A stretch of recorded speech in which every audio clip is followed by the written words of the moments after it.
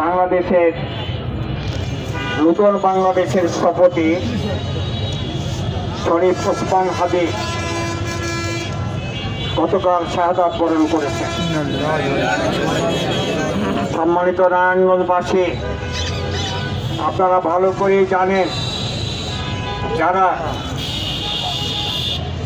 47 সালকে মেনে নিতে পারেনি, সহ্য করতে পারেনি, তারা 24-এর পরিবর্তনকেও মেনে নিতে পারেনি।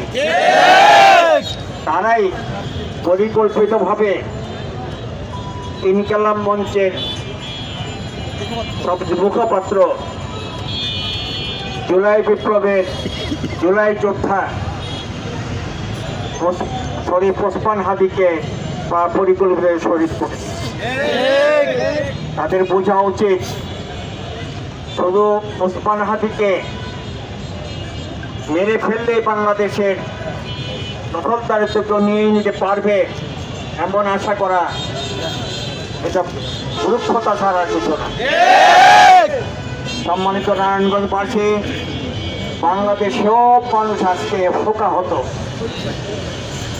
শরীফ ওসমান হাদির শাহাদাতের কারণে। বাংলাদেশের সকল মানুষ আর শোকা হতো। আমরা বিশ্বাস করি বাংলাদেশের 24-এর পরিবর্তনকে আর কেউ কোনোভাবেই ব্যাহত করতে পারবে না।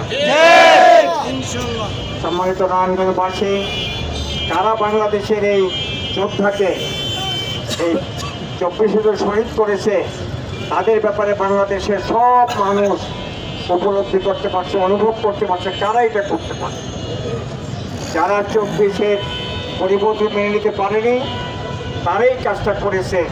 তাদেরকে ধরার জন্য, বিচারের আওতায় নিয়ে আসার জন্য, তাদের বিচার করার জন্য বাংলাদেশের সব মানুষ আমাদের অন্তর্বর্তীকালীন সরকারের কাছে জোর দাবি জানাচ্ছে।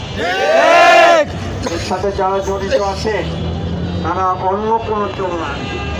তারা আগে যেমন বাংলাদেশের বিরুদ্ধে ষড়যন্ত্র করেছে, বাংলাদেশের মানুষের বিরুদ্ধে ষড়যন্ত্র করেছে। 24 বছর না, তারা 54 বছরে বাংলাদেশকে দখল করে রাখার জন্য চেষ্টা করেছিল, 40 বছর থাকার জন্য ষড়যন্ত্র করেছিল, সারা জীবন ক্ষমতায় থাকার জন্য যারা ষড়যন্ত্র করেছিল, তারা এবং তাদের দোষক যারা, তারাই এই ঘটনার সাথে জড়িত আছে, এইটা মানুষ বিশ্বাস করে। এর সাথে আমাদের এই দেশে নারায়ণগঞ্জে যারা ওসমান পরিবার সহ ওসমান পরিবারের যারা দোষক, যারা আওয়ামী লীগের দোষক, যারা এই স্বাধীনতাকে মেনে নিতে পারে নাই, 24-এর পরিবর্তন মেনে নিতে পারে নাই, যারা দেশ থেকে পালিয়েছে, তারা বিদেশে গিয়েও এই দেশের বিরুদ্ধে এখনো ষড়যন্ত্র করছে। আমি নারায়ণগঞ্জের সব মানুষকে এদের বিরুদ্ধে ঐক্যবদ্ধ থাকার জন্য আহ্বান জানিয়ে, আমাদের দেশের মানুষ আতঙ্কিত অবস্থায় আছে, কখন কার কোথায় কি হয়ে যায়। আইনদের বাংলাদেশের সব মানুষকে হেফাজত করো। বাংলাদেশে তুমি এই অবস্থাকে তুমি ধৈর্য ধারণ তৌফিক তুমি দান করো। সবাইকে এই বিরুদ্ধে সোচ্চার থাকার তৌফিক দান করো।